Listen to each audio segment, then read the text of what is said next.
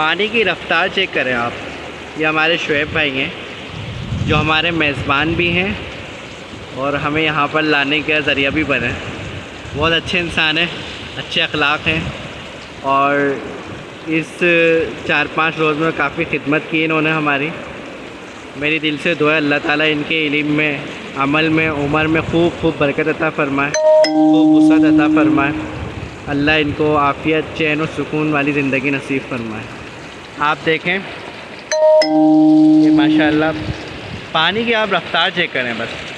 ये वहाँ से थोड़ा सा क्रॉस होके पानी आ रहा है यहाँ पर। आप ये देखें ये कम है, लेकिन ये चेक करें आप कितनी तुग़यानी है पानी में।